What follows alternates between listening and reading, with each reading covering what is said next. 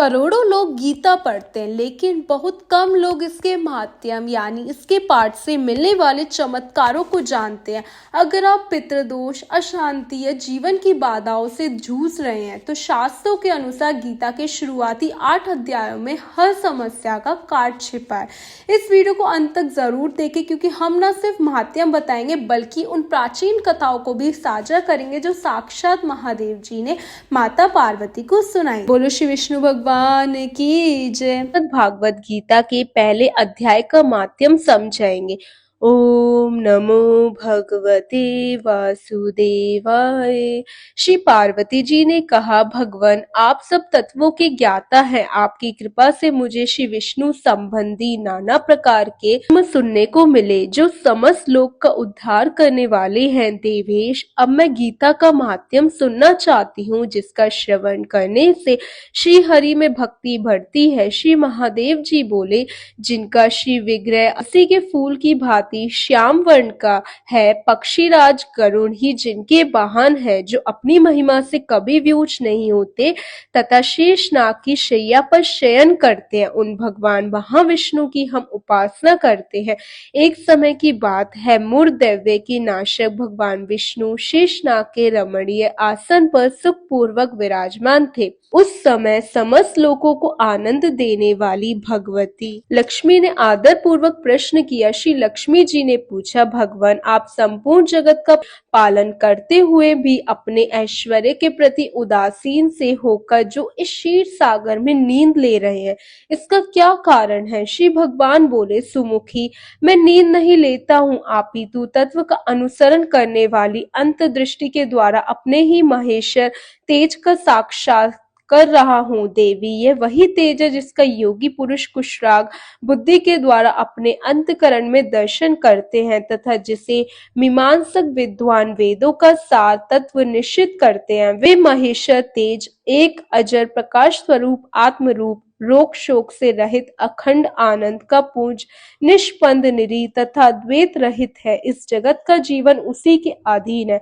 मैं उसी का अनुभव करता हूँ। देवेश्री, यही कारण है कि मैं तुम्हें नींद लेता सा प्रतीत हो रहा हूँ। श्री लक्ष्मी जी ने कहा, हर्षिकेश आप ही योगी पुरुषों के ध्येय हैं, आपके अतिरिक्त भी कोई ध्यान करने योग्य तत्व है, ये जानकर मुझे बड़ा कौतूहल हो रहा है। इस चराचर जगत की सृष्टि और संहार करने वाले स्वयं आप ही हैं, आप सर्व समर्थ हैं। इस प्रकार की स्थिति में होकर भी यदि आप उस परम तत्व से भिन्न हैं, तो मुझसे उसका बोध कराइए। श्री भगवान बोले, प्रिय आत्मा का स्वरूप द्वैत और अद्वैत से पृथक, भाव और अभाव से मुक्त तथा आदि और अंत से रहित है।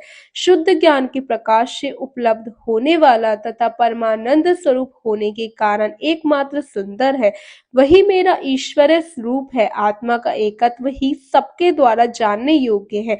गीता शास्त्र में इसी का प्रतिपादन हुआ है। अमित तेजस्वी भगवान विष्णु के वचन सुनकर लक्ष्मी देवी ने शंका उपस्थित करते हुए कहा, भगवान यदि आपका स्वरूप स्वयं परमानंद में और मन वाणी की पहुंच के बाहर है, तो गीता कैसे उसका बोध कराती है? मेरे संदेह का आप निवारण कीजिए। श्री भगवान बोले, सुंदरी सुनो, मैं गीता में अपनी स्थिति का वर्णन करता हूँ।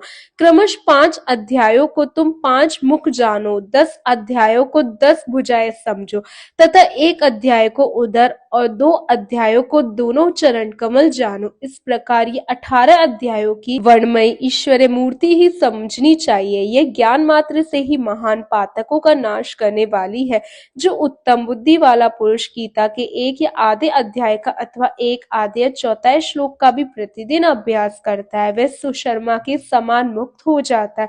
श्री लक्ष्मी जी ने पूछा, देव सुशर्मा कौन था, किस जाति का था और किस कारण से उसकी मुक्ति हुई? श्री भगवान बोले, प्रिय सुशर्मा बड़ी खोटी बुद्धि का मनुष्य था, पापियों का तो वह शिरोमणि ही था। उसका जन्म वैदिक ज्ञान से शून्य एवं क्रूरतापूर्ण कर्म करने वाले ब्राह्मणों के कुल में हुआ था। वह न ध्यान करता था, न जप, न होम करता, न अतिथियों का सत्कार। वह लंपट होने के कारण सदा विषयों के सेवन में ही आसक्त रहता था। हल जोतता, पत्ते बेचकर जीविका चलाता था। उसे मदिरा पीने का व्यसन था तथा वह मांस भी खाया करता था। इस प्रकार उसने अपने जीवन का दीर्घ काल व्यतीत कर दिया। एक दिन मूढ़ बुद्धि सुशर्मा पत्ते लाने के लिए किसी ऋषि की वाटिका में घूम रहा था। इसी बीच काल रूपधारी काले सांप ने उसे डस लिया। सुशर्मा की मृत्यु हो गई। तदनंतर वह अनेक नरकों में जा वहां की यातना भोगकर मृत्युलोक में लौट आया और वहां बोझ ढोने वाला बैल हुआ। उस समय किसी पंगुए अपने जीवन को आराम से व्यतीत करने के लिए उसे खरीद लिया। बैल ने अपनी पीठ पर पणु का भार ढोते हुए बड़े कष्ट से 7-8 वर्ष बिताए। एक दिन पणुए ने किसी ऊंचे स्थान पर बहुत देर तक बड़ी तेजी के साथ उस बैल को घुमाया। इससे वह थककर बड़े वेग से पृथ्वी पर गिरा और मूर्छित हो गया। उस समय वहां कुतूहलवश आकृष्ट हो बहुत से लोग एकत्रित हो गए। उस जन समुदाय में से किसी पुण्यात्मा व्यक्ति ने उस बैल का कल्याण करने के लिए उसे अपना पुण्य दान किया। तत्पश्चात कुछ दूसरे लोगों ने भी अपने अपने पुण्य को याद करके उन्हें उसके लिए दान किया। उस भीड़ में एक वेश्या भी खड़ी थी। उसे अपने पुण्य का पता नहीं था, तो भी उसने लोगों की देखा देखी उस बैल के लिए कुछ त्याग किया। तदनंतर यमराज के दूत उस मरे हुए प्राणी को पहले यमपुरी में ले गए। वहां यह विचार कर कि ये वेश्या के दिए हुए पुण्य से पुण्यवान हो गया, उसे छोड़ दिया गया। फिर वह भूलोक में आकर उत्तम कुल और शील वाले ब्राह्मणों के घर में उत्पन्न हुआ। उस समय भी उसे अपने पूर्व जन्म की बातों का स्मरण बना रहा। बहुत दिनों के बाद अपने अज्ञान को दूर करने वाले कल्याण तत्व का जिज्ञासु होकर वह उस वेश्या के पास गया। उससे दान की बात बताते हुए उनसे पूछा, तुमने कौन सा पुण्य दान किया था? वेश्या ने उत्तर दिया, वह पिंजरे में बैठा हुआ तोता प्रतिदिन कुछ पढ़ता था, उससे मेरा अंतकरण पवित्र हो गया। उसी का पुण्य मैंने तुम्हारे लिए दान किया था। इसके बाद उन दोनों ने तोते से पूछा। तब उस तोते ने अपने पूर्व जन्म का स्मरण करके प्राचीन इतिहास कहा आरंभ किया। शुक बोला, पूर्व जन्म में मैं विद्वान होकर भी विद्वता के अभिमान से मोहित रहता था। मेरा राग द्वेष इतना बढ़ गया था कि मैं गुणवान विद्वानों के प्रति भी ईश्वर भाव रखने लगा। फिर समय अनुसार मेरी मृत्यु हो गई और मैं अनेकों घृणित लोकों में भटकता फिरा। उसके बाद इस लोक में आया। सद्गुरु की अत्यंत निंदा करने के कारण तोते के कुल में मेरा जन्म हुआ। पापी होने के कारण छोटी अवस्था में मेरा माता पिता से वियोग हो गया। एक दिन में ग्रीष्म ऋतु में तपे हुए मार्ग में पड़ा था। वहां से कुछ श्रेष्ठ मुनि मुझे उठा लाए और महात्माओं के आश्रय में आश्रम के भीतर एक पिंजरे में उन्होंने मुझे डाल दिया। वहीं मुझे पढ़ाया गया। ऋषियों के बालक बड़े आदर के साथ गीता के प्रथम अध्याय की आवृत्ति करते थे। उन्हीं से सुनकर मैं भी बारंबार पाठ करने लगा। इसी बीच में एक चोरी करने वाले बहेलिये ने मुझे वहां से चुरा लिया। तत्पश्चात इस देवी ने मुझे खरीद लिया।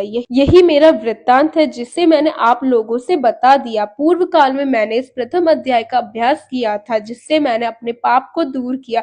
फिर उसी से इस वैश्य का भी अंतकरण शुद्ध हुआ। उसी के पुण्य से ये ध्वज शेष शर्मा भी पाप मुक्त हुए हैं। इस प्रकार परस्पर वार्तालाप और गीता के प्रथम अध्याय के महात्म्य की प्रशंसा करके वे तीनों निरंतर अपने अपने घर पर गीता का अभ्यास करने लगे। फिर ज्ञान प्राप्त करके वे मुक्त हो गए।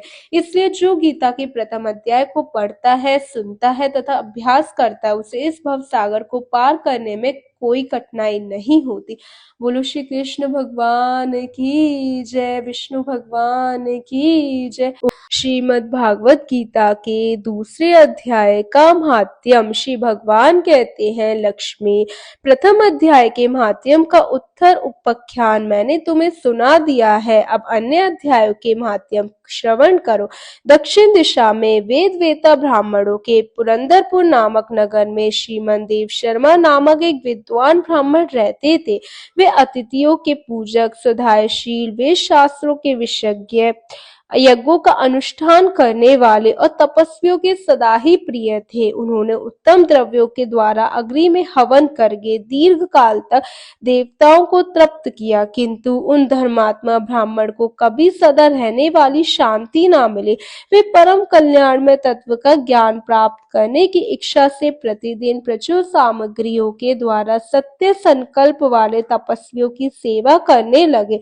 इस प्रकार शुभ आचरण करते हुए उन्हें बहुत बहुत समय बीत गया। तदनंतर एक दिन पृथ्वी पर उनके समक्ष एक त्यागी महात्मा प्रकट हुए। वे पूर्ण अनुभवी, आकांक्षा रहित, नासिका के अग्रभाग पर दृष्टि रखने वाले तथा शांतिचित्त थे। निरंतर परमात्मा के चिंतन में संलग्न हो वे सदा आनंद विभोर रहते थे। देव शर्मा ने उन नित्य संतुष्ट तपस्वी को शुद्ध भाव से प्रणाम किया। पूछा, हे महात्मा, मुझे शांतिमय स्थिति कैसे प्राप्त होगी? तब उन आत्मज्ञानी संत ने देव शर्मा को सोपुर ग्राम के निवासी मित्रवान का, जो बकरियों का चारवाहा था, परिचय दिया और कहा, वही तुम्हें उपदेश देगा। यह सुनकर देव शर्मा ने महात्मा के चरणों की वंदना की और समृद्धिशाली सोपुर ग्राम में पहुंचकर उसके उत्तर भाग में एक विशाल वन देखा। उसी वन में नदी के किनारे एक शिला पर मित्रवान बैठा था। उसके नेत्र आनंदीरेख से निश्चल हो रहे थे। वह अल्पलक दृष्टि से देख रहा था। वह स्थान आपस का स्वाभाविक वैर छोड़कर एकत्रित हुए परस्पर विरोधियों जंतुओं से घिरा हुआ था। वहां उद्यान में मंद मंद वायु चल रही थी। मृगों के झुंड शांत भाव से बैठे थे और मित्रवान दया से भरी हुई आनंदमय मनोहारिणी दृष्टि से पृथ्वी पर मानो अमृत छिड़क रहा था। इस रूप में उसे देखकर देव शर्मा का मन प्रसन्न हो गया। वे उत्सुक होकर बड़ी विनय के साथ मित्रवान के पास गए। मित्रवान ने भी अपने मस्तक को किंचित नवाकर देव शर्मा का सत्कार किया। तदनंतर विद्वान देव शर्मा अन्य चित्त से मित्रवान के समीप गए और जब उसके ध्यान का समय समाप्त हो गया, उस समय उन्होंने अपने मन की बात पूछी। महाभाग, मैं आत्मा का ज्ञान प्राप्त करना चाहता हूँ। मेरे इस मनोरथ की पूर्ति के लिए मुझे किसी ऐसे उपाय का उपदेश दीजिए जिसके द्वारा सिद्धि प्राप्त हो सके। देव शर्मा की बात सुनकर मित्रवान ने एक क्षण तक कुछ विचार किया। उसके बाद इस प्रकार का, विद्वान, एक समय की बात है, मैं वन के भीतर बकरियों की रक्षा कर रहा था। इतने में एक भयंकर व्याध पर मेरी दृष्टि पड़ी जो मानो सबको ग्रस लेना चाहता था। मैं मृत्यु से डरता था, इसलिए व्याध को आते देख बकरियों के झुंड को आगे करके वहां से भाग चला गया। किंतु एक बकरी तुरंत ही सारा भय छोड़कर नदी के किनारे उस बाग के पास बेरोक टोक चली गई। फिर तो व्याघ्र भी द्वेष छोड़कर चुपचाप खड़ा हो गया। उसे इस अवस्था में देखकर बकरी बोली, व्याघ्र, तुम्हें तो अभिष्ट भोजन प्राप्त हुआ है। मेरे शरीर से मांस निकालकर प्रेम पूर्वक खाओ ना। तुम इतनी देर से खड़े क्यों? तुम्हारे मन में मुझे खाने का विचार क्यों नहीं हो रहा? व्याघ्र बोला, बकरी, इस स्थान पर आते ही मेरे मन से द्वेष का भाव निकल गया। भूख प्यास से मिट गई, इसलिए पास आने पर भी अब मैं तुझे खाना नहीं चाहता। व्याघ्र के यूं कहने पर बकरी बोली, ना जाने मैं कैसे निर्भय हो गई हूँ, इसमें क्या कारण हो सकता है? यदि तुम जानते हो तो बताओ। यह सुनकर व्याघ्र ने कहा, मैं भी नहीं जानता। चलो सामने खड़े हुए इन महापुरुष से पूछे। ऐसा निश्चय करके वे दोनों वहां से चल दिए। उन दोनों के स्वभाव में विचित्र परिवर्तन देखकर मैं बहुत विस्मय पड़ा था। इतने में ही उन्होंने मुझसे ही आकर प्रश्न किया। वहां वृक्ष की शाखा पर एक वनराज था। उन दोनों के साथ मैंने भी वनराज से पूछा। विप्र, मेरे पूछने पर वनराज ने आदर पूर्वक कहा, आजा पाल, सुनो, इस विषय में मैं तुम्हें प्राचीन वृत्तांत सुनाता हूँ। ये सामने वन के भीतर जो बहुत बड़ा मंदिर है, उसकी ओर देखो। इसमें ब्रह्मा जी का स्थापित किया हुआ एक शिवलिंग है। पूर्व काल में यहाँ सुकर्मा नामक एक बुद्धिमान महात्मा रहते थे जो तपस्या में संलग्न हो इस मंदिर में उपासना करते थे। वे वन से फूलों का संग्रह कर लाते और नदी के जल से पूजनीय भगवान शंकर को स्नान कराकर उन्हीं से उनकी पूजा किया करते थे।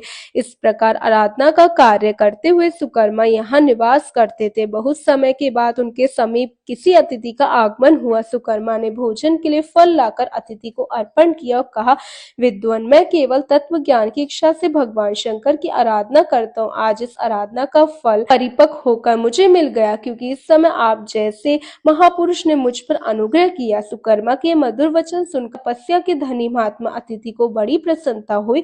उन्होंने एक शिलाखंड पर गीता का दूसरा अध्याय लिख दिया और ब्राह्मण को उसके पाठ एवं अभ्यास के लिए आज्ञा देते हुए कहा, ब्राह्मण, इससे तुम्हारा आत्मज्ञान संबंधी मनोरथ अपने आप सफल हो जाएगा। यूं कहकर वे बुद्धिमान तपस्वी सुकर्मा के सामने ही उनके देखते देखते अंतर्ध्यान हो गए। सुकर्मा विस्मित होकर उनके आदेश के अनुसार निरंतर गीता के द्वितीय अध्याय का अभ्यास करने लगे। तदनंतर दीर्घ काल के पश्चात अंतकरण शुद्ध होकर उन्हें आत्मज्ञान की प्राप्ति हुई।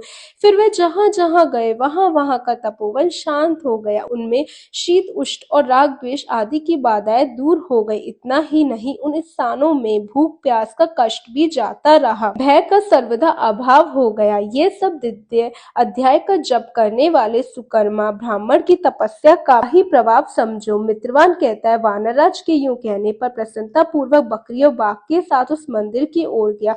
वहां जाकर शिलाखंड पर लिखे गीता के द्वितीय अध्याय को मैंने देखा और पढ़ा। उसी की आवृत्ति करने से मैंने तपस्या का पार पा लिया। भद्र पुरुष, तुम भी सदा दिव्य अध्याय की ही आवृत्ति किया करो। ऐसा करने पर मुक्ति तुमसे दूर नहीं रहेगी। श्री भगवान कहते, प्रिय मित्रवान के इस प्रकार आदेश देने पर देव शर्मा ने उसका पूजन किया और उसे प्रणाम करके पुरंदरपुर की राह ली। वहां किसी देवालय में पूर्वोत्तर आत्मज्ञानी महात्मा को पाकर उन्होंने यह सारा वृत्तांत निवेदन किया और सबसे पहले उन्हीं से द्वितीय अध्याय को पढ़ा। उनसे उपदेश पाकर शुद्ध अंतकरण वाले देव शर्मा प्रतिदिन बड़ी श्रद्धा के साथ द्वितीय अध्याय का पाठ करने लगे। तब से उन्होंने अनवंत प्रशंसा के योग्य परम पद को प्राप्त कर लिया। लक्ष्मी, ये द्वितीय अध्याय को उपख्यान कहा गया। बोलो श्री विष्णु भगवान की जय। श्रीमद् भागवत गीता के तीसरे अध्याय का महात्म्य। हे प्रिय, श्री भगवान कहते हैं, प्रिय जन स्थान में एक जड़ नामक ब्राह्मण था जो कौशिक वंश में उत्पन्न हुआ था। उसने अपना जातीय धर्म छोड़कर बनिए की व्रति में मन लगाया। उसे पराई स्त्रियों के साथ व्यभिचार करने का व्यसन पड़ गया था। वह सदा जुआ खेलता, शराब पीता, शिकार खेलकर जीवों की हिंसा किया करता था। इसी प्रकार उसका समय बीतता था। धन नष्ट हो जाने पर वे व्यापार के लिए बहुत दूर उत्तर दिशा में चला गया।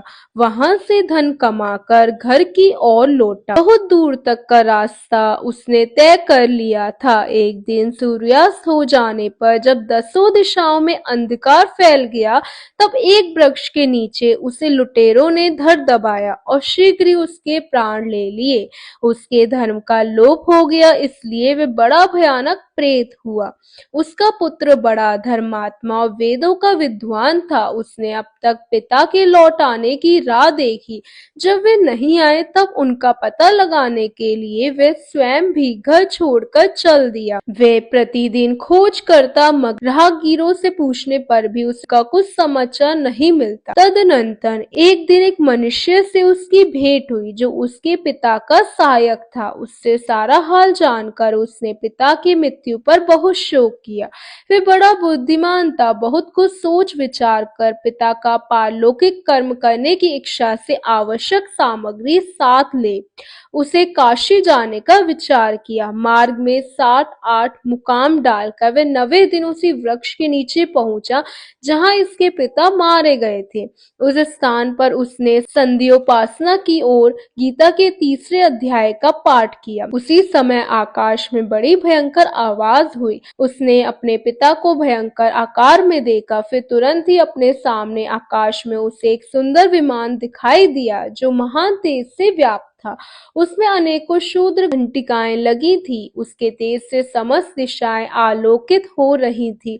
यह दृश्य देखकर उसके चित्त की व्यग्रता दूर हो गई।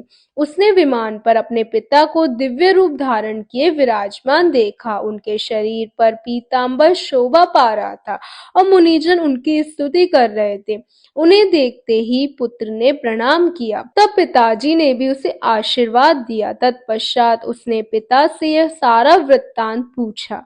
उसके उत्तर में पिता ने सब बातें बताकर इस प्रकार कहना आरंभ किया, बेटा, देववश मेरे निकट गीता के तृतीय अध्याय का पाठ करके तुमने इस शरीर के द्वारा किए हुए दुस्सज्य कर्म बंधन से मुझे छुड़ा दिया। अतएव घर लौट जाओ, क्योंकि जिसके लिए तुम काशी जा रहे थे वे प्रयोजन इस समय तृतीय अध्याय के पाठ से सिद्ध हो गया। पिता के यूं कहने पर पुत्र ने कहा, तात, मेरे हित का उपदेश दीजिए तथा कोई कार्य जो मेरे लिए योग्य हो वो बताइए। तब पिता ने उससे कहा, नग, तुम्हें यही कार्य फिर करना है। मैंने जो कर्म किया वही मेरे भाई ने भी किया। इससे वे घोर नरक में पड़े हैं। उनका भी तुम्हें उद्धार करना है तथा मेरे कुल के और जितने भी लोग नरक में पड़े हैं उन सबका भी तुम्हारे द्वारा उद्धार होना चाहिए। यही मेरा मनोरथ है। बेटा, जिस साधन के द्वारा तुमने मुझे संकट से छुड़ाया है उसी का अनुष्ठान औरों के लिए भी करना उचित है। उसका अनुष्ठान करके उससे होने वाला पुण्य उन नार की जीवों को संकल्प करके दे दो। इससे वो समझ पूर्वज मेरी ही तरह यातना से मुक्त हो, स्वल्प काल में ही विष्णु के परम पद को प्राप्त हो जाएंगे। पिता का यह संदेश सुनकर पुत्र ने कहा, तात, यदि ऐसी बात है और आपकी भी ऐसी ही रुचि है तो मैं समस्त नारकी जीवों का नरक में उद्धार कर दूंगा।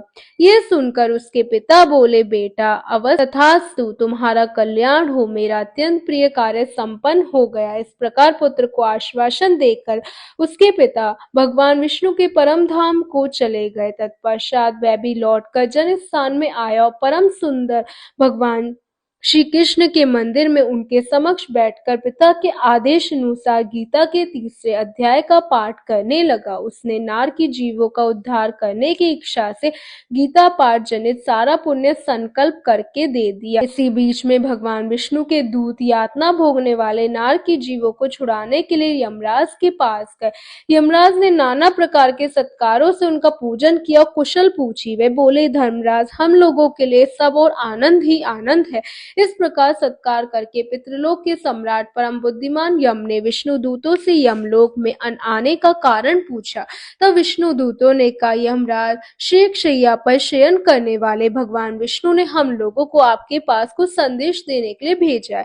भगवान हम लोगों के मुख से आपकी कुशल पूछते हैं और यह आज्ञा देते हैं कि आप नरक में पड़े हुए समस्त प्राणियों को छोड़। अमित तेजस्वी भगवान विष्णु का इस आदेश सुनकर यम ने मस्तक झुकाकर उसे स्वीकार किया और मन ही मन कुछ सोचा। तत्पश्चात मंदोमत नार की जीवों को नरक से मुक्त देखकर उनके साथ ही वे भगवान विष्णु के वास स्थान को चले। यमराज श्रेष्ठ विमान के द्वारा जहाँ क्षीर सागर है वहां जा पहुंचे। भीतर कोटि कोटि सूर्यों के समान कांतिमान नील कमल दल के समान श्याम सुंदर लोकनाथ जगत गुरु श्री हरि का उन्हें दर्शन हुआ। भगवान का तेज उनकी शैया बने हुए शेषनाग के फणों की मड़ियों के प्रकाश से दुगना हो रहा था। वे आनंद युक्त दिखाई दे रहे थे। उनका हृदय प्रसन्नता से परिपूर्ण था।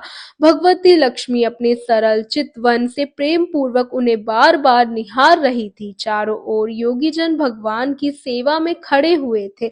उन योगियों की आंखों के तारे ध्यानस्थ होने के कारण निश्चल प्रतीत होते थे। देवराज इंद्र अपने विरोधियों को परास्त करने के उद्देश्य से भगवान की स्तुति कर रहे थे। ब्रह्मा जी के मुख से निकले हुए वेदांत वाक्य मूर्तिमान होकर भगवान के गुणों का गान कर रहे थे। भगवान पूर्ण संतुष्ट होने के साथ ही समस्त योनियों की ओर से उदासीन प्रतीत होते थे। जीवों में से जिन्होंने योग साधन के द्वारा अधिक पुण्य संचय किया था, उन सबको एक ही साथ वे कृपा दृष्टि से निहार रहे थे। भगवान अपने स्वरूप भूत अखिल चराचर जगत को आनंद पूर्ण दृष्टि से आमोदित कर रहे थे। शेषनाग की प्रभा से उद्रासित एवं सर्वस्व व्यापक दिव्य विग्रह धारण किए नील कमल के सदृश श्याम वर्ण वाले श्री हरि ऐसे जान पड़ते थे मानो चांदनी से घिरा हुआ आकाश शोभित हो रहा। इस प्रकार भगवान की झांकी करके यमराज अपनी विशाल बुद्धि के द्वारा उनकी स्तुति करने लगे। यमराज बोले, संपूर्ण जगत का निर्माण करने वाले परमेश्वर, आपका अनंत करण अत्यंत निर्मल है। आपके मुख से ही वेदों का प्रादुर्भाव हुआ है। आप ही विश्व स्वरूप और इसके विधायक ब्रह्मा है। आपको नमस्कार है। अपने बल और वेग के कारण जो अत्यंत दुष्ट प्रतीत होते हैं, ऐसे दान वेद्रों का अभिमान चूर करने वाले भगवान विष्णु को नमस्कार है। पालन के समय सत्वमय शरीर धारण करने वाले विश्व के आधारभूत सर्वव्यापी श्री हरि को नमस्कार है। समस्त देहधारियों की पातक राशियों को दूर करने वाले परमात्मा को प्रणाम है। जिनके ललाटवती नेत्र के तनिक सा खुलने पर भी आग की लपटें निकलने लगती है, उन रुद्र रूपधारी आप परमेश्वर को नमस्कार है। आप संपूर्ण विश्व के गुरु, आत्मा और महेश्वर हैं। अत्य समस्त वैष्णवों जनों के संकट से मुक्त करके उन पर अनुग्रह करते हैं। आप माया से विस्तार को प्राप्त हुए अखिल विश्व में व्याप्त होकर भी कभी माया अथवा उससे उत्पन्न होने वाले गुणों से मोहित नहीं होते। माया तथा माया जनित गुणों के बीच में स्थित होने पर भी आप पर उनमें से किसी का प्रभाव भी नहीं पड़ता। करता, आपकी महिमा का अंत नहीं है, क्योंकि आप असीम हैं। फिर आप वाणी के विषय कैसे हो सकते हैं? अतः मेरा मौन रहना ही उचित है। इस प्रकार स्तुति करके यमराज ने हाथ जोड़कर कहा, जगत गुरु, आपके आदेश से इन जीवों को गुण रहित होने पर भी मैंने छोड़ दिया।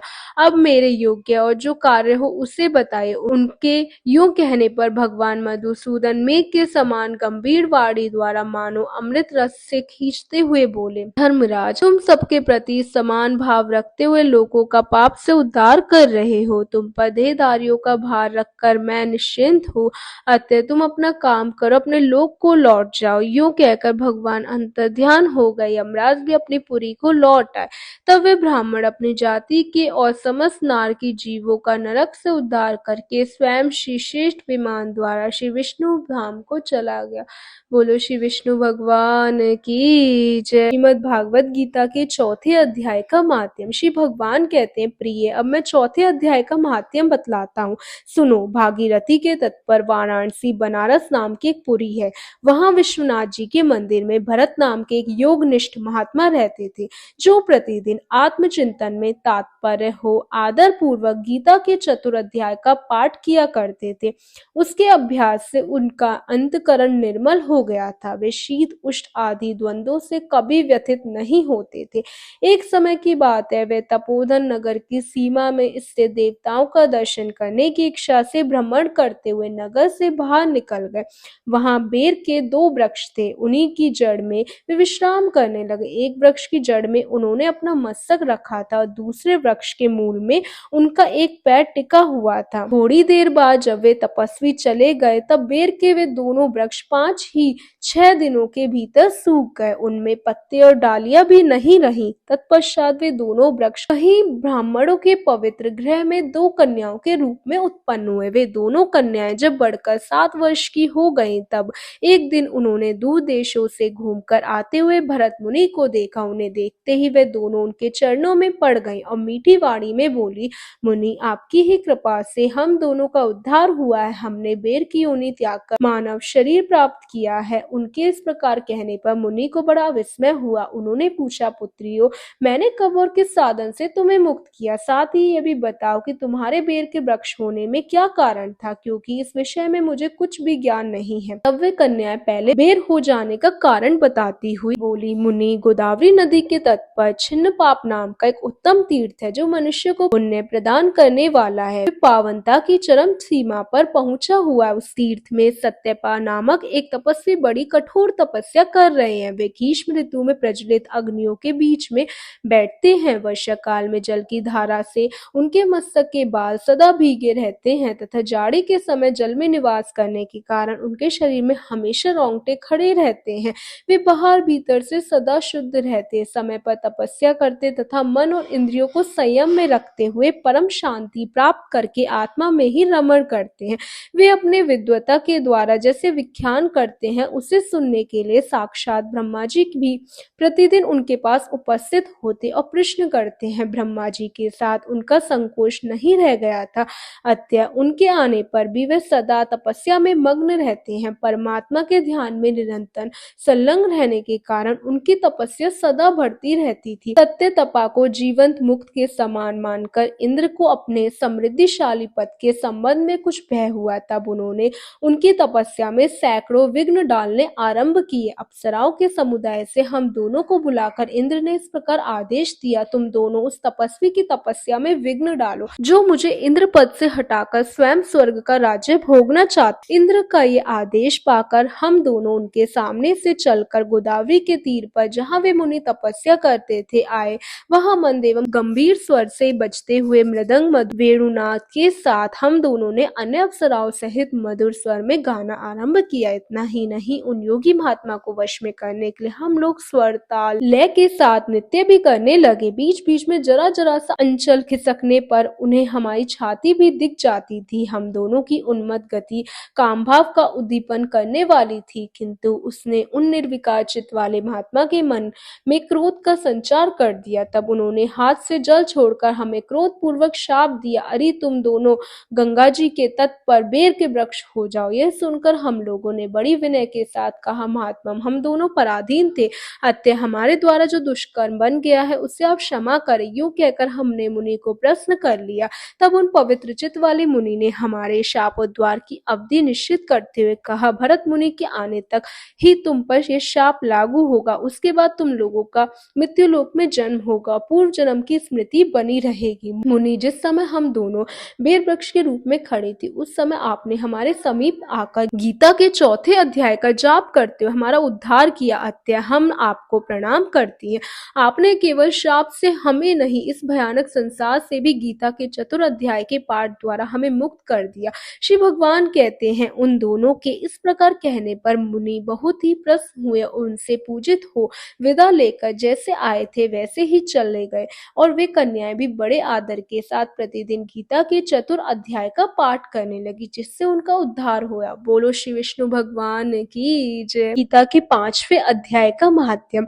श्री भगवान कहते हैं, देवी, अब सब लोगों द्वारा सम्मानित 5वें अध्याय का महात्म्य संक्षेप से बतलाता हूँ, सावधान होकर सुनो। मद्रेश में पुरुकुत्सपुर नामक एक नगर है। उसमें पिंडल नामक एक ब्राह्मण रहता था। वे वेद पाठी ब्राह्मणों के विख्यात वंश में जो सर्वथा निष्कंठ था उत्पन्न हुआ था, किंतु अपने कुल के लिए उचित वेद शास्त्रों के स्वाध्याय को छोड़कर ढोल आदि बजाते हुए उसने नाच गान में मन लगाया। गीत, नृत्य और बाजा बजाने की कला में परिश्रम करके पिघल ने बड़ी प्रसिद्धि प्राप्त कर ली और उसी से उसका राजभवन में भी प्रवेश हो गया। अब वह राजा के साथ रहने लगा और पराई स्त्रियों को बुला बुलाकर उनका उपभोग करने लगा। स्त्रियों के सिवा और कहीं उसका मन नहीं लगता था। धीरे धीरे अभिमान भर जाने से उच्छल होकर वह एकांत में राजा से दूसरों के दोष बतलाने लगा। पिंडल की एक स्त्री थी जिसका नाम था अरुणा। वह नीच कुल में उत्पन्न हुई थी और सब कामी पुरुषों के साथ विहार करने की इच्छा से सदा उन्हीं की खोज में घूमा करती थी। उसने पति को अपने मार्ग का कंटक समझकर एक दिन आधी रात में घर के भीतर ही उसका सिर काटकर मार डाला और उसकी लाश को जमीन में गाड़ दिया। इस प्रकार प्राणों से युक्त होने पर वह यमलोक में पहुंचा। भीषण नरकों का उपभोग करके निर्जन वन में गिद्ध हुआ। अरुणा भी भगंदर रोग से अपने सुंदर शरीर को त्याग कर घोर नरक भोगने के पश्चात उसी वन में सुखी हुई। एक दिन वह दाना चुगने की इच्छा से इधर उधर फुदक रही थी। इतने में ही उस गिद्ध ने पूर्व जन्म के वैर का स्मरण करके उसे अपने तीखे नखों से फाड़ डाला। शुकी घायल होकर पानी से भरी हुई मनुष्य की खोपड़ी में गिरी। गिद्ध पुनः उसकी ओर झपटा। इतने में ही जाल फैलाने वाले बहेलियों ने उसे भी बाड़ों का निशाना बनाया। उसकी पूर्व जन्म की पत्नी शुकी उस खोपड़ी के जल में डूबकर प्राण त्याग चुकी थी। फिर वह क्रूर पक्षी भी उसी में गिरकर डूब गया। तब यमराज के दूत उन दोनों को यमराज के लोक में ले गए। वहां अपने पूर्वकृत पाप कर्म को याद करके दोनों ही भयभीत हो रहे थे। तदनंतर यमराज ने जब उनके घृणित कर्मों पर दृष्टिपात किया तब उन्हें मालूम हुआ कि मृत्यु के समय अकस्मात खोपड़ी के जल में स्नान करने से इन दोनों का पाप नष्ट हो चुका है। तब उन्होंने उन दोनों को मनोवांछित लोक में जाने की आज्ञा दी। यह सुनकर अपने पाप को याद करते हुए वे दोनों बड़े विस्मय में पड़े और पास जाकर धर्मराज के चरणों में प्रणाम करके पूछने लगे, भगवान, हम दोनों ने पूर्व जन्म में अत्यंत घृणित पाप का संशय किया, फिर हमें मनोवांछित लोक में भेजने का क्या कारण है, बताइए। यमराज ने कहा, गंगा के किनारे वट नामक एक उत्तम ब्रह्मज्ञानी रहते थे। वे एकांत सेवी, ममता रहित, शांत, विरक्त और किसी से भी द्वेष न रखने वाले थे। प्रतिदिन गीता के 5वें अध्याय का जप करना उनका सदा का नियम था। 5वें अध्याय को श्रवण कर लेने पर महापापी पुरुष भी सनातन ब्रह्म का ज्ञान प्राप्त कर लेता था। उसी पुण्य के प्रभाव से शुद्ध चित्त होकर उन्होंने अपने शरीर का परित्याग किया था। गीता के पाठ से जिनका शरीर निर्मल हो गया था, जो आत्मज्ञान प्राप्त कर चुके थे, उन्हीं महात्मा की खोपड़ी का जल पाकर तुम दोनों पवित्र हो गए हो। अतः अब तुम दोनों मनोवांछित लोगों को जाओ, क्योंकि गीता के 5वें अध्याय के माध्यम से तुम दोनों शुद्ध हो गए हो। श्री भगवान कहते हैं, सबके प्रति समान भाव रखने वाले धर्मराज के द्वारा इस प्रकार समझाए जाने पर वे दोनों बहुत प्रसन्न हुए और विमान पर बैठकर बैकुंठ धाम को चले गए। बोलो श्री विष्णु भगवान की जय। श्रीमद् भागवत गीता के 6वें अध्याय का महात्म्य। श्री भगवान कहते हैं, सुमुखी, अब मैं 6ठे अध्याय का महात्म्य बतलाता हूँ, जिसे सुनने वाले मनुष्य के लिए मुक्ति करत लगत हो जाती है। गोदावरी नदी के तट पर प्रतिष्ठानपुर नामक एक विशाल नगर है, जहां मैं पिपलेश के नाम से विख्यात होकर रहता हूँ। उस नगर में जानश्रुति नामक एक राजा रहते थे, जो भूमंडल की प्रजा को अत्यंत प्रिय थे। उनका प्रताप मातर्ण मंडल के प्रचंड तेज के समान जान पड़ता था। प्रतिदिन होने वाले उनके यज्ञ के धुएं से नंदन वन के कल्प वृक्ष इस प्रकार काले पड़ गए थे, मानो राजा की असाधारण दानशीलता देखकर वे लज्जित हो गए हों। उनके यज्ञ में प्राप्त पुरोडाश के रसास्वादन में सदा आसक्त होने के कारण देवता लोग कभी प्रतिष्ठानपुर को छोड़कर बाहर नहीं जाते थे। उनके दान के समय छोड़े हुए जल की धारा प्रताप रूपी तेज और यज्ञ के धूमों से पुष्ट होकर मेघ ठीक समय पर वर्षा करते थे। उस राजा के शासन काल में इर्तियों खेती में होने वाले 6 प्रकार के उपद्रवों के लिए कहीं थोड़ा भी स्थान नहीं मिलता था और अच्छी नीतियों का सर्वस्व प्रसार होता था। वे बावली कुएं और पोखरे खुदवाने के बहाने मानो प्रतिदिन पृथ्वी के भीतर की निधियों का अवलोकन करते थे। एक समय राजा के दान, तप, यज्ञ और प्रजा पालन से संतुष्ट होकर स्वर्ग के देवता उन्हें वर देने के लिए आए। वे कमल नाल के समान उज्जवल हंसों का रूप धारण करके अपनी पांखें हिलाते हुए आकाश मार्ग से चलने लगे। बड़ी उतावली के साथ उड़ते हुए वे सभी हंस परस्पर बातचीत भी करते जाते थे। उनमें से भद्राक्ष आदि 2-3 हंस वेग से उड़कर आगे निकल गए। तब पीछे वाले हंसों ने आगे जाने वालों को संबोधित करके कहा, अरे भाई भद्राक्ष, तुम लोग वेग से चलकर आगे क्यों हो गए? ये मार्ग बड़ा दुर्गम है, इसमें हम सबको साथ मिलना चलना चाहिए। क्या तुम्हें दिखाई नहीं देता? ये सामने ही पुण्य मूर्ति महाराज जानश्रुति का तेज पुंज अत्यंत स्पष्ट रूप से प्रकाशमान हो रहा है। उस तेज से भस्म होने की आकांक्षा है, अत्यंत सावधान होकर चलना चाहिए। पीछे वाले हंसों के वचन सुनकर आगे वाले हंस हंस पड़े और उच्च स्वर से उनकी बातों की अवहेलना करते हुए बोले, अरे भाई, क्या इस राजा जानश्रुति का तेज ब्रह्मवादी महात्मा रेख के तेज से भी अधिक तीव्र है? हंसों की बातें सुनकर राजा जानश्रुति अपने ऊंचे महल की छत से उतर गए और सुखपूर्वक आसन पर विराजमान हो अपने सारथियों को बुलाकर बोले, जाओ महात्मा रेख को यहाँ ले आओ। राजा का ये अमृत के समान वचन सुनकर मह नामक सारथी प्रसन्नता प्रकट करता हुआ नगर से बाहर निकला। सबसे पहले उसने मुक्तिदायिनी काशीपुरी की यात्रा की, जहाँ जगत के स्वामी भगवान विश्वनाथ मनुष्य को उपदेश दिया करते हैं। उसके बाद वह गया क्षेत्र में पहुंचा, जहां प्रफुल्ल नेत्रों वाले भगवान गदाधर संपूर्ण लोगों का उद्धार करने के लिए निवास करते हैं। तदनंतर नाना प्रकार के तीर्थों में भ्रमण करता हुआ सारथी पापनाशनी मथुरापुरी में गया। ये भगवान श्री कृष्ण का आदि स्थान है, जो परम महान एवं मोक्ष प्रदान करने वाले हैं। वेद और शास्त्रों में वे तीर्थ त्रिभुवनपति भगवान गोविंद के अवतार स्थान के नाम से प्रसिद्ध है। नाना देवता ब्रह्मश्री उसका सेवन करते हैं। मथुरा नगर कालिंदी यमुना के किनारे शोभा पाता है। उसकी आकृति अद्रचन के समान प्रतीत होती है।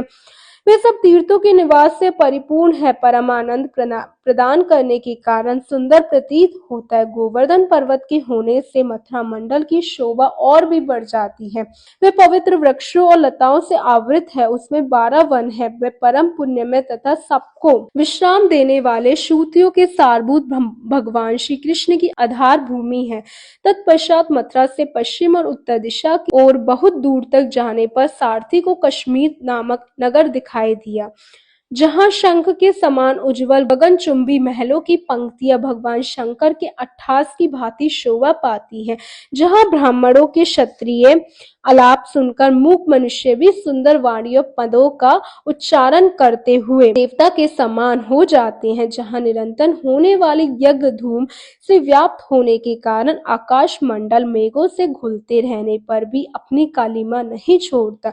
जहां उपाध्याय के पास आकर छात्र जन्म कालीन अभ्यास से ही संपूर्ण कलाएं स्वतः पढ़ लेते हैं तथा जहां मणिकेश्वर नाम से प्रसिद्ध भगवान चंद्रेश्वर देहधारियों को वरदान देने के लिए नित्य निवास करते हैं। कश्मीर के राजा मणिकेश ने दिग्विजय में समस्त राजाओं को जीतकर भगवान शिव का पूजन किया था, तभी से उनका नाम मणिकेश्वर हो गया। उन्हीं के मंदिर के दरवाजे पर महात्मा रेक एक छोटी सी गाड़ी पर बैठ अपने अंगों को खुजलाते हुए वृक्ष की छाया का सेवन कर रहे थे। इसी अवस्था में सारथी ने उन्हें देखा।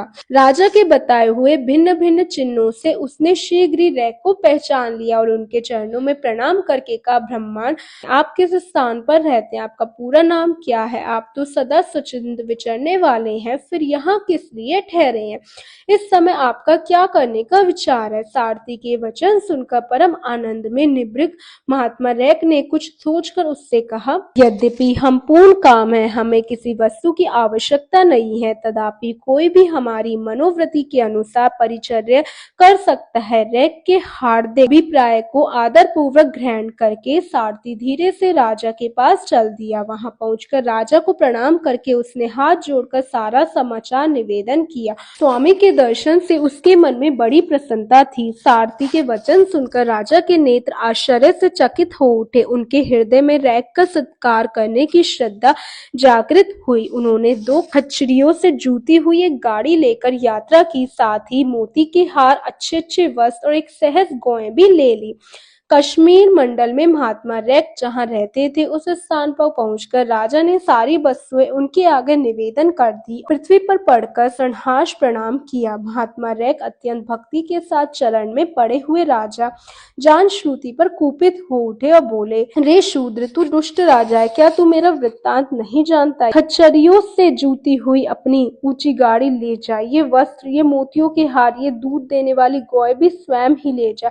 इस तरह आज्ञा देकर रैक ने राजा के मन में भय उत्पन्न कर दिया। तब राजा ने शाप के भय से महात्मा रैक के दोनों चरण पकड़ लिए और भक्ति पूर्वक कहा, ब्राह्मण, मुझ पर प्रसन्न होइए। भगवान, आप में ये अद्भुत महात्म्य कैसे आया? प्रसन्न होकर मुझे ठीक ठीक बताइए। रैक ने कहा, राजन, मैं प्रतिदिन गीता के 6 अध्याय का जप करता हूँ, इसी से मेरे तेजो राशि देवताओं के लिए भी दूसरे है। तदनंतर परम बुद्धिमान राजा जान श्रुति ने यत्न पूर्वक महात्मा रैक से गीता के 6 अध्याय का अभ्यास किया।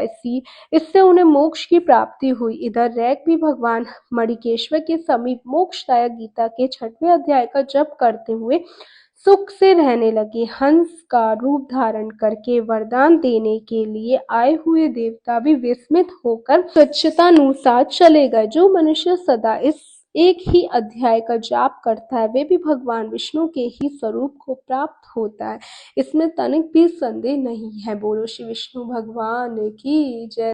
श्रीमद् भागवत गीता के 7वें अध्याय का महात्म्य। भगवान शिव कहते हैं, पार्वती, अब मैं 7वें अध्याय का महात्म्य बतलाता हूँ, जिसे सुनकर कानों में अमृत राशि भर जाती है।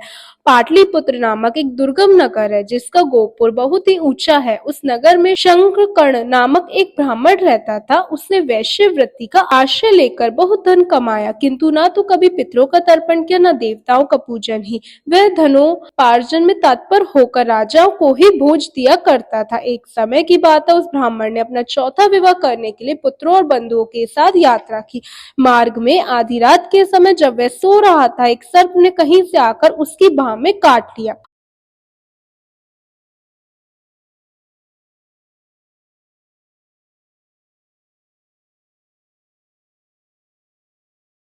फिर बहुत समय के बाद वे प्रेत सर्प योनि में उत्पन्न हुआ। उसका चित्त धन की वासना में बंधा था। उसने पूर्व वृत्तांत को स्मरण करके सोचा, मैंने जो घर के बाहर करोड़ों की संख्या में अपना धन गाड़ रखा है, उससे इन पुत्रों को वंचित करके स्वयं ही इसकी रक्षा करूंगा। एक दिन सांप की योनि से पीड़ित होकर पिता ने स्वप्न में अपने पुत्रों के समक्ष आकर अपना मनोभाव बताया। तब उसके निर्कुश पुत्रों ने सवेरे उठकर बड़े विस्मय के साथ एक दूसरे से स्वप्न की बात कही। उनमें से मझला पुत्र कुदाल हाथ में लिए घर से निकला और जहां उसके पिता सर्प योनि धारण करके रहते थे, उस स्थान पर गया। यद्यपि उसे धन के स्थान का ठीक ठीक पता नहीं था, तो भी उसने चिन्हों से उसका ठीक निश्चय कर लिया और लोभ बुद्धि से वहां पहुंचकर बाबी को खोदना आरंभ किया। तब उस बाबी से एक भयानक सांप प्रकट हुआ। बोला, ओ मूर्ख, तू कौन है, किस लिए आया, क्यों बिल खोद रहा है, अथवा किसने तुझे भेजा, ये सारी बातें मेरे सामने बता। पुत्र बोला, मैं आपका पुत्र हूँ, मेरा नाम शिव है। मैं रात्रि में देखे हुए स्वप्न से विस्मित होकर यहाँ का सुवर्ण लेने के कौतूहल से आया हूँ। पुत्र की वाणी सुनकर फिर सांप हंसता हुआ उच्च स्वर से इस प्रकार स्पष्ट वचन बोला, यदि तू मेरा पुत्र है तो मुझे शीघ्र ही बंधन से मुक्त कर। मैं पूर्व जन्म के गाड़े हुए धन के लिए सर्प योनि में उत्पन्न हुआ हूँ। पुत्र ने पूछा, पिताजी आपकी मुक्ति कैसे होगी, इसका क्या उपाय है, मुझे बताइए, क्योंकि मैं इस रात से सब लोगों को छोड़कर आपके पास आया हूँ।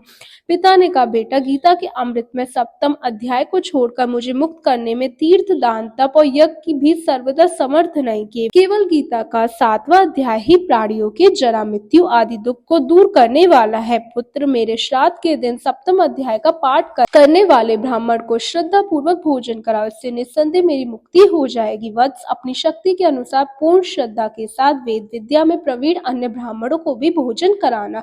सर्प योनि में पड़े हुए पिता के वचन सुनकर सभी पुत्रों ने उसकी आज्ञा अनुसार तथा उससे भी अधिक किया। तब शंकुकर्ण ने अपने सर्प शरीर को त्याग कर दिव्य देह धारण किया और सारा धन पुत्रों के अधीन कर दिया। पिता ने करोड़ों की संख्या में जो धन बांट दिया था, उससे वे सदाचारी पुत्र बहुत प्रसन्न हुए। उनकी बुद्धि धर्म में लगी हुई थी, इसलिए उन्होंने बावली, कुआं, पोखरा, यज्ञ तथा देव मंदिर के लिए उस धन का उपयोग किया और अन्नशाला भी बनवाई। तत्पश्चात 7वें अध्याय का सदा जप करते हुए उन्होंने मोक्ष प्राप्त किया। पार्वती, यह तुमने 7वें अध्याय का महात्म्य बताया है, जिसके श्रवण मात्र से मानव सब पातकों से मुक्त हो जाता है। बोलो श्री विष्णु भगवान की जय। श्रीमद् भागवत गीता के 8वें अध्याय का महात्म्य।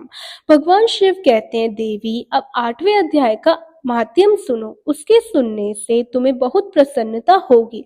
लक्ष्मी जी के पूछने पर भगवान विष्णु ने उन्हें इस प्रकार 8वें अध्याय का महात्म्य बतलाया था। दक्षिण में आमदर्कपुर नामक एक प्रसिद्ध नगर है। वहां भाव शर्मा नामक एक ब्राह्मण रहता था, जिसने वैश्या को पत्नी बनाकर रखा था। वह मांस खाता, मदिरा पीता, श्रेष्ठ पुरुषों का धन चुराता, पराई स्त्री से व्यभिचार करता और शिकार खेलने में दिलचस्पी रखता। वह बड़े भयानक स्वभाव वाला था और मन में बड़े बड़े हौसले रखता। एक दिन मदिरा पीने वालों का समाज जुटा था, उसमें भाव शर्मा ने भरपेट ताड़ी पी, खूब गले तक उसे चढ़ाया। अजीर्ण से अत्यंत पीड़ित होकर वह पापात्मा कालवश मर गया और बहुत बड़ा ताड़ का वृक्ष बना। उसकी घनी और ठंडी छाया का आश्रय लेकर ब्रह्म राक्षस भाव को प्राप्त हुई कोई पति पत्नी वहां रहा करते थे। उनके पूर्व जन्म की घटना कुछ इस प्रकार है। एक कुशीबल नामक ब्राह्मण था, जो वेद वेदांतों के तत्व का ज्ञाता, संपूर्ण शास्त्रों के अर्थ का विशेषज्ञ और सदाचारी था।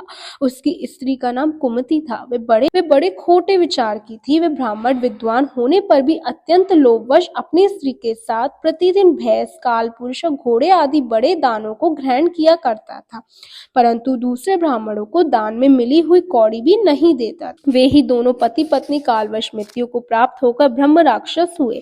वे भूख प्यास से प्राणित उस पृथ्वी पर घूमते हुए उसी ताड़ वृक्ष के पास आए और उसके मूल भाग में विश्राम करने लगे। इसके बाद पत्नी ने पति से पूछा, नाथ, हम लोगों का यह महान दुख कैसे दूर होगा तथा इस ब्रह्म राक्षस योनि से किस प्रकार हम दोनों की मुक्ति होगी। तब उस ब्राह्मण ने कहा, ब्रह्म विद्या के उपदेश, अध्ययन, तत्व के विचार और कर्म विधि के ज्ञान बिना किस प्रकार संकट से छुटकारा मिल सकता है। ये सुनकर पत्नी ने पूछा कि तद ब्रह्मण पुरुषोत्तम वह ब्रह्म क्या है, अध्ययन क्या है, कर्म कौन सा है। उसकी पत्नी के इतना कहते ही जो आश्चर्य की घटना घटित हुई तो सुनो। उपयुक्त वाक्य गीता के 8वें अध्याय का आधा श्लोक था। उसके श्रवण से वह वृक्ष उस समय ताड़का के रूप को त्याग कर भाव शर्मा नामक ब्राह्मण हो गया। तत्काल ज्ञान होने से विशुद्ध चित्त होकर वह पाप के चोले से मुक्त हो गया तथा उसे आधे श्लोक के ही माध्यम से वे पति पत्नी भी मुक्त हो गए। उनके मुख से देवात ही 8वें अध्याय का आधा श्लोक निकल पड़ा। तदनंतर आकाश से एक दिव्य विमान आया। वे दोनों पति पत्नी उस विमान पर आरूढ़ होकर स्वर्ग लोक को चले गए। वहां का यह सारा वृत्तांत अत्यंत आश्चर्यजनक था। उसके बाद उस बुद्धिमान ब्राह्मण भाव शर्मा ने आदर पूर्वक उस आदि श्लोक को लिखा और देव जनार्दन की आराधना करने की इच्छा से वह मुक्तिदायिनी काशीपुरी में चला गया। वहां उस उदार बुद्धि वाले ब्राह्मण ने भारी तपस्या आरंभ की। उसी समय क्षीर सागर की कन्या भगवती लक्ष्मी ने हाथ जोड़ तोड़कर देवताओं के भी देवता जगतपति जनार्दन से पूछा, नाथ आप सहसा नींद त्याग कर खड़े क्यों हो गए? श्री भगवान बोले, देवी काशीपुरी में भागीरथी के तट पर बुद्धिमान ब्राह्मण भाव शर्मा मेरे भक्ति रस से परिपूर्ण होकर अत्यंत कठोर तपस्या कर रहा है। वे अपनी इंद्रियों को वश में करके गीता के 8वें अध्याय के आदि श्लोक का जप करता है। मैं उसकी तपस्या से बहुत प्रसन्न संतुष्ट हूँ। बहुत देर से उसकी तपस्या के अनुरूप फल का विचार कर रहा था। प्रिय, इस समय वह फल देने को मैं उत्कंठित हूँ। पार्वती जी ने पूछा, भगवान श्री हरि सदा प्रसन्न होने पर भी जिसके लिए चिंतित हो उठे हैं, उस भागवत भाव शर्मा ने कौन सा फल प्राप्त किया? श्री महादेव जी बोले, देवी ध्वज श्रेष्ठ भाव शर्मा प्रसन्न हुए। भगवान विष्णु के प्रसाद को पाकर अत्यंतिक सुख मोक्ष को प्राप्त हुआ तथा उसके अन्य वंशज भी जो नरक यातना में पड़े थे उसी के शुद्ध कर्म से भगवत को प्राप्त हुए। पार्वती, 8वें अध्याय का महात्म्य थोड़े में ही तुम्हें बताया है, इस पर सदा विचार करते रहना चाहिए। बोलो श्री विष्णु भगवान की जय।